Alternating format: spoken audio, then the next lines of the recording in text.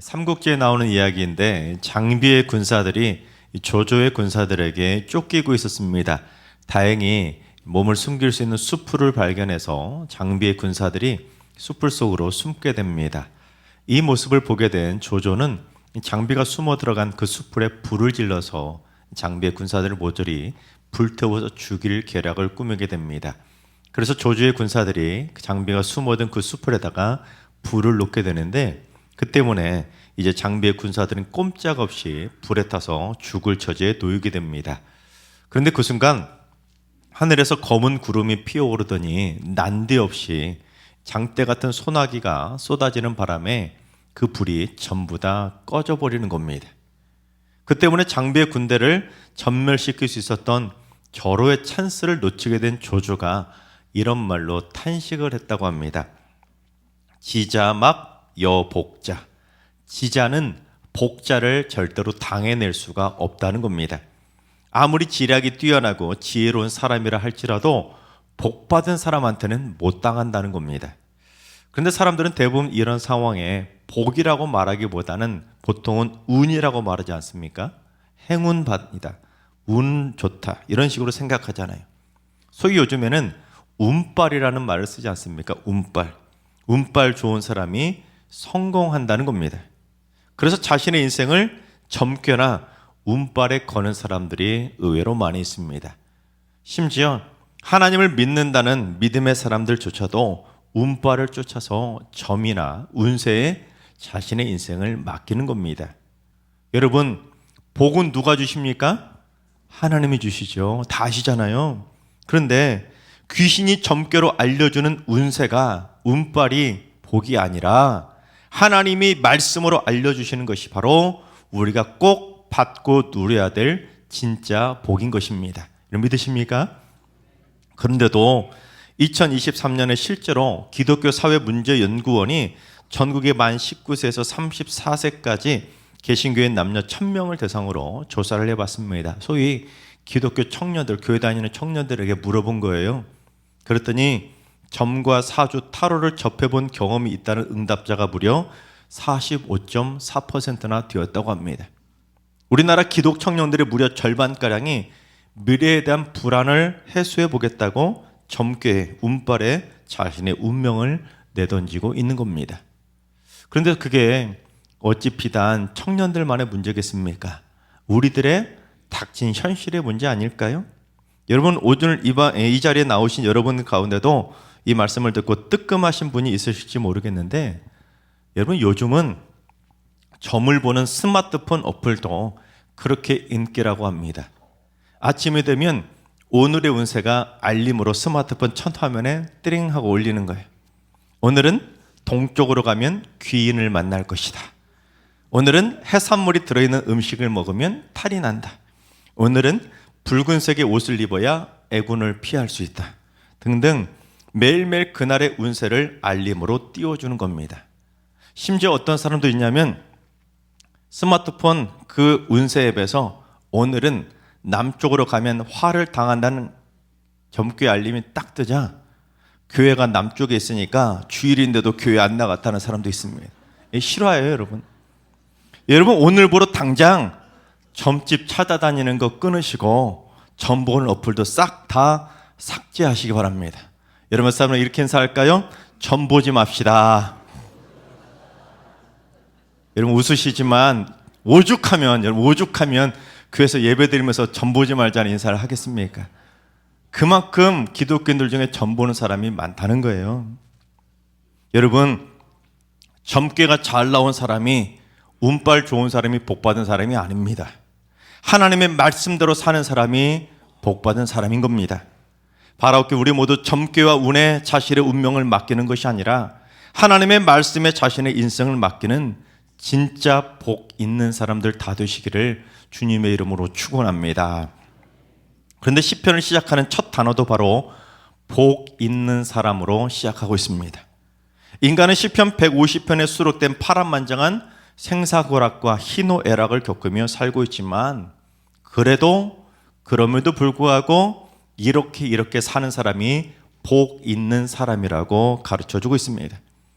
특히 시편 1편 1절에 나오는 복이라고 하는 단어는 하나님께서 아브라함에게 너는 복의 근원이 될지라고 축복해 주셨던 그 복을 뜻하는 단어인 베라카라고 하는 히브리어 단어가 사용되지 않았습니다.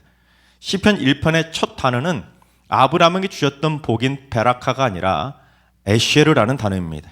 이 에쉐르라는 단어도 복이라는 뜻을 가지고 있지만 행복이라는 뜻으로 더 많이 번역이 되는 단어입니다. 실제로 이스라엘이여 너는 행복한 사람이로다 라고 번역을 했을 때 그 행복이라는 단어도 에쉐르입니다. 특히 한글 성경은 복 있는 사람이라고 한 번만 번역했잖아요. 복 있는 사람은. 하지만 히브리어 원문 성경을 보면 복이라고 번역된 에쉐르, 행복이라는 단어가 두 번이 사용이 되었습니다. 그래서 히브리어 원문대로 번역을 하면 복 있고 복 있는 사람은 아니면 행복하고 행복한 사람은 이라고 번역할 수가 있는 것입니다. 그렇게 강조형으로 기록이 된 거예요. 따라서 진짜 복 있고 진짜 행복한 사람은 이런 사람이라고 강조하면서 시편의 말씀을 시작하고 있는 겁니다. 하지만 세상을 냉소적으로 바라보는 사람들은 인간은 이 세상에서는 행복을 누릴 수 없다고 말합니다. 존 드라이든이라고 하는 영국의 시인이자 비평가는 세상에 대해서 다음과 같이 냉소적으로 허무하게 말을 했습니다. 뭐라고 했냐면 살아있는 모든 사람은 죽으려고 태어났으니 누구도 진정 행복하다고 뽐낼 수 없다. 무슨 일이 벌어지든 똑같은 마음으로 견디자. 어찌할 수 없는 일로 너무 기뻐하지도 너무 슬퍼하지도 말자. 우리는 순례자들처럼 정해진 장소로 나아간다. 세상은 여인숙, 죽음은 여행의 끝이다. 무슨 말이냐면 세상은 이 세상에 인간은 죽으려고 여행을 왔기 때문에 잠깐 여인숙에서 산다고 생각하라는 겁니다.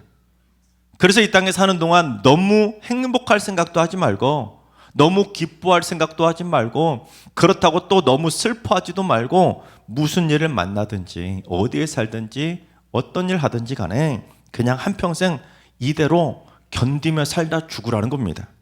쉽게 말해 이래도 죽고 저래도 죽으니까 어차피 인생은 죽으면 다 끝나는 것이니까 그냥 이렇게 살다가 견디다가 그냥 죽으라는 겁니다. 여러분 얼마나 냉소적이고 허무합니까? 그러나 성경은 절대로 그렇게 말하지 않습니다. 하나님을 믿는 믿음의 백성들은 이 땅에서도 얼마든지 행복하게 살 수 있는 것이고 죽어서도 끝이 아니라 영원한 행복의 나라인 저 천국에 들어가서 영원토록 복 있는 사람으로 살 수가 있는 것입니다. 즉 우리에게는 영원한 행복이 주어진 것이죠. 특히 시편은 인간이 겪을 수 있는 파란만장한 삶의 모든 사건 사고들이 전부 다 망라되고 있지요. 수많은 희노애락을 전부 다 기록하고 있습니다. 그래서 시편 말씀들을 읽다 보면 기쁜 일도 나오고 슬픈 일도 나오고 화나는 일, 우울한 일, 힘든 일, 고된 일도 나오고 절망적인 일, 낙심되는 일, 근심되는 일 등 인간이 겪을 수 있는 수많은 생사고락과 희노애락을 모두 다 망라하고 있습니다. 그러나 바라옵기는 우리 모두 이 땅에서 무슨 일을 만나든지 간에 날마다 주 안에서 행복을 누리시고 죽음 이후에도 천국에서 영원한 행복을 누리는 행복하고 복 있는 사람들 다 되시기를 주님의 이름으로 축원합니다. 그렇다면 행복하고 복 있는 사람은 마치 무엇과 같은지 3절 말씀을 봉독합니다. 그는 시냇가에 심은 나무가 철을 따라 열매를 맺으며 그 잎사이가 마르지 아니함 같으니 그가 하는 모든 일이 다 형통하리로다. 행복을 누리며 사는 복 있는 사람은 시냇가에 심은 나무와 같이 형통한다는 겁니다. 모든 일이 다 잘 된다는 거예요. 그런데 이 구절에서 특별히 중요한 단어는 뭐냐면 형통이라는 단어보다는 심은이라는 표현입니다. 심은. 무슨 말이냐면 운빨로 우연히 어쩌다 보니까 시냇가에서 자라난 나무가 아니라는 거예요. 일부러 누군가 시냇가에 심은 나무라는 겁니다. 여러분 누가 심었다는 거예요?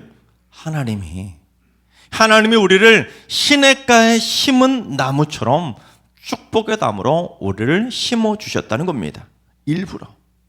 그래서 우리는 시냇물과 연결되어 있는 삶을 살아가니까 무엇보다도 하나님의 은혜의 샘물과 연결되어 있다 보니까 잎사귀가 마를 일도 없고 철을 따라 풍성한 열매도 맺는 것처럼 그가 하는 모든 일이 다 전부 다 형통할 수밖에 없는 겁니다. 여러분은 모두 다 시냇가에 심은 축복의 나무인 줄로 믿으시기 바랍니다. 즉 운빨로 사는 인생도 아니고 우리는 내 힘으로 사는 아등바등 발버둥치는 삶도 아니라 하나님이 시냇가에 심어주신 하나님의 축복의 나무이기 때문에 우리는 하는 일마다 형통하다는 믿음의 확신을 가지고 살아가야 되는 것입니다. 그러면 얼마나 행복하게 살아갈 수가 있겠습니까?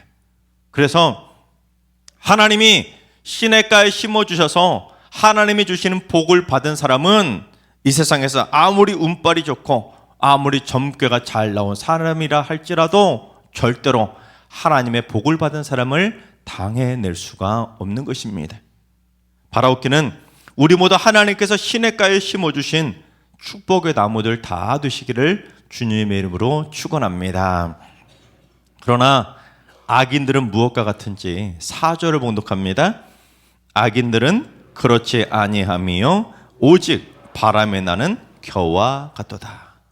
복 있는 사람은 하나님이 일부러 시냇가에 심어주신 나무와 같기 때문에 마르지도 않고 철을 따라 열매도 맺게 되지만 악인들은 오직 바람에 이리저리 흩날려 버리는 겨와 같다는 겁니다. 여러분 그 겨가 뭡니까? 알맹이가 없는 그 곡식의 겉껍질을 겨라고 하지 않습니까? 즉 알맹이는 없고 빈 껍데기라는 겁니다. 그러니 빈 껍데기에 불과한 겨는 우연히 어쩌다가 기가 막힌 운빨로 시냇가에 심겨진다 할지라도 그 겨가 자라날 수 있습니까? 못 자라는 거예요. 아무리 기가 막힌 운빨로 기가 막히게 시냇가에 가장 좋은 명당에 그 겨가 심겨진다 할지라도 그 겨는 절대로 생명도 없기에 열매도 맺을 수가 없는 겁니다. 그러니 그가 하는 모든 일이 다 안 되는 불행한 삶이 될 수밖에 없는 것입니다. 어느 날 어쩌다가 우연이라도 누군가 일부러 시냇가에다가 심겨준다 할지라도 그 심겨진 겨는 절대로 살아날 수도 없고 열매 맺을 수가 없는 겁니다. 그처럼 바람에 나는 겨와 같은 사람들은 뿌리도 없고 생명도 없고 열매도 없기 때문에 자신의 인생이 두려울 수밖에 없는 겁니다. 이렇게 살아도 될까? 이렇게 살아도 정말로 돈 벌 수 있을까? 이렇게 살다가 죽는 거 아니야? 수시로 걱정하고 염려하다가 결국 점괘와 운에 자신의 인생을 맡기게 되는 겁니다. 그리고 인생의 작은 고난의 바람에도 빈 껍데기에 불과한 겨처럼 그 고난의 바람을 이겨내지 못하고 이리 흔들리고 저리 흔들리고 이리 흩날리고 저리 흩날리다가 결국 불행하게 방황할 수밖에 없는 겁니다. 그래서 결국 악인들의 최후는 어떻게 되는지 5절과 6절을 봉독해 보겠습니다. 그러므로 악인들은 심판을 견디지 못하며 죄인들이 의인들의 모임에 들지 못하리로다. 무릇 의인들의 길은 여호와께서 인정하시나 악인들의 길은 망하리로다. 악인들은 빗껍데기 겨와 같기 때문에 심판을 견디지도 못하고 의인들의 모임인 저 천국에 들어갈 수도 없는 것입니다. 특히 심판이 있다는 것은 무엇을 의미하냐면 인간의 죽음은 끝이 아니라는 겁니다. 죽으면 끝나는 것이 아니라 죽음 이후에도 견디기 힘든 심판이 또다시 기다리고 있다는 겁니다.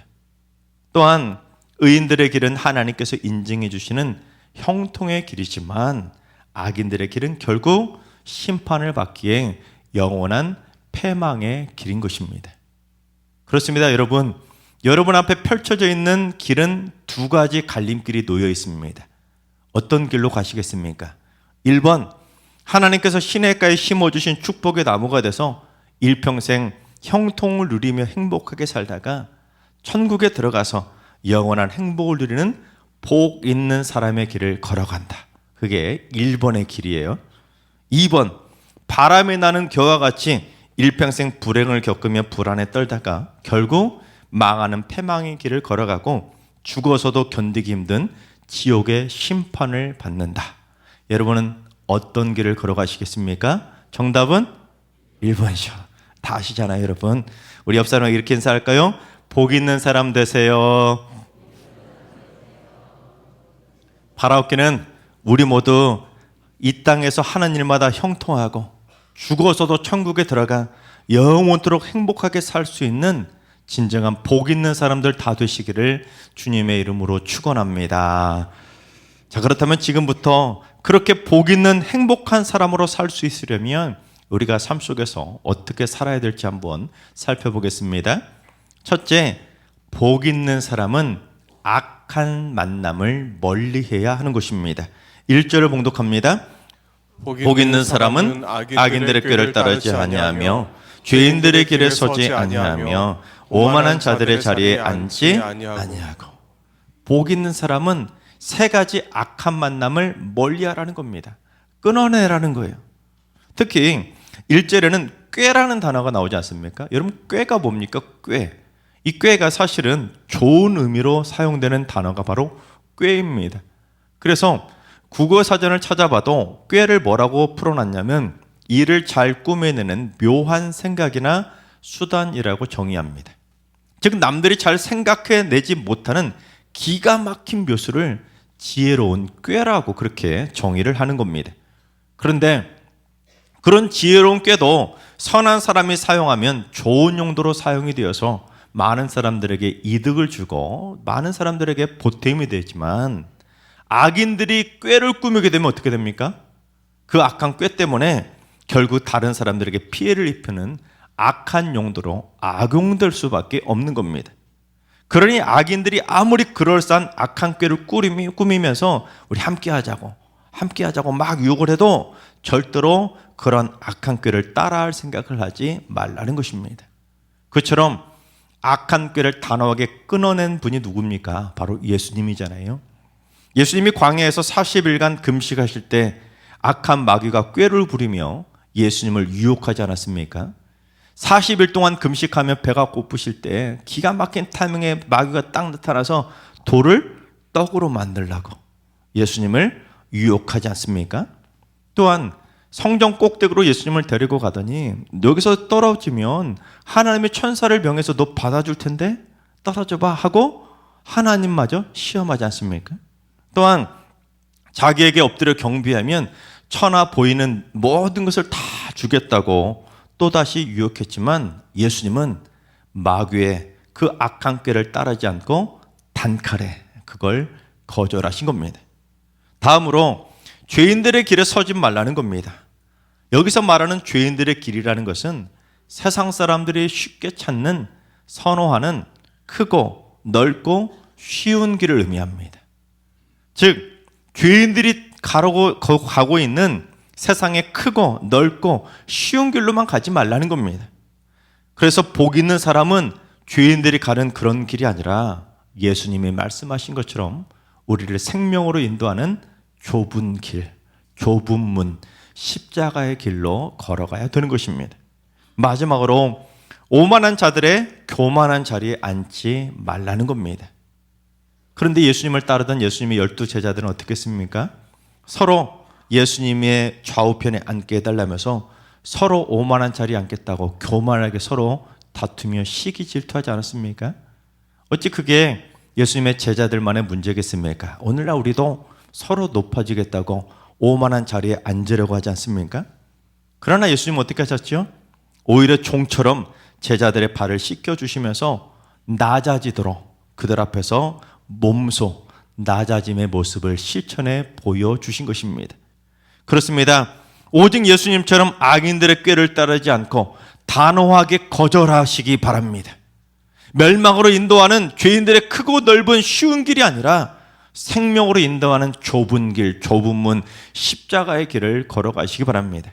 그리고 오만한 자들의 높은 자리에 앉지 말고 겸손하게 낮은 자리에서 섬기며 살아감으로 말미암아 우리 모두 일평생 행복을 누리는 복 있는 삶을 살게 되시기를 주님의 이름으로 축원합니다.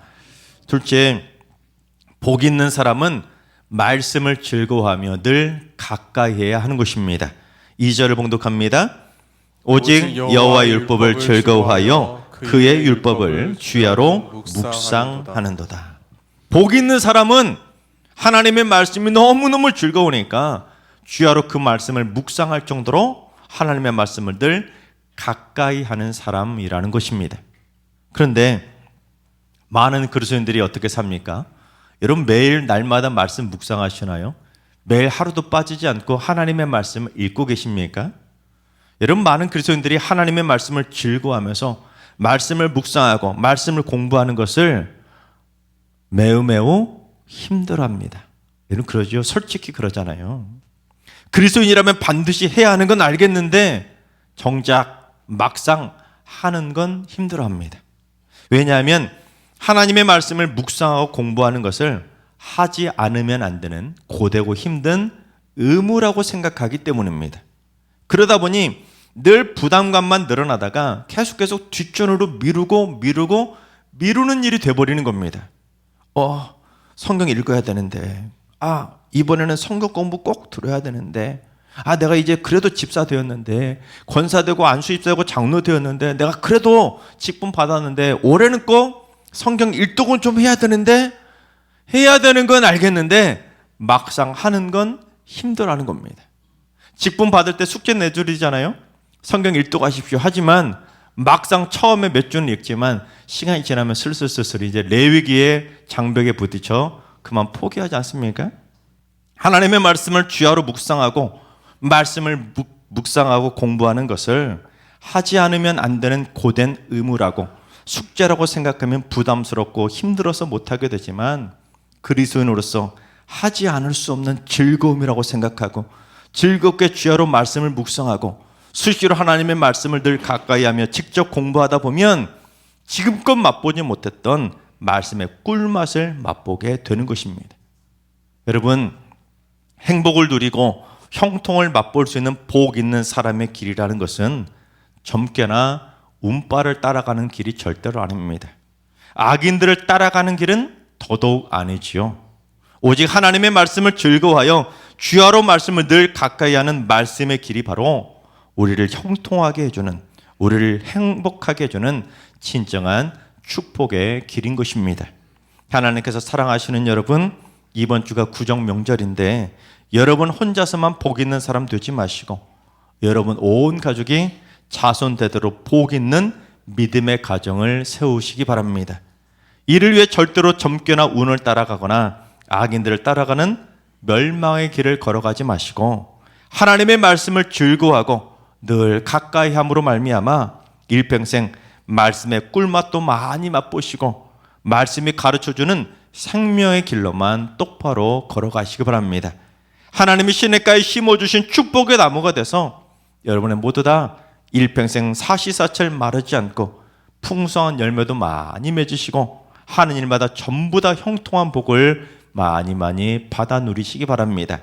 그래서 자손되도록 이 땅에서 형통한 행복을 누리고 죽어서도 우리 모두 다 천국에 들어가서 영생의 행복을 누릴 수 있는 복 있는 신앙의 명가를 꼭 이루게 되시기를 주님의 이름으로 축원합니다.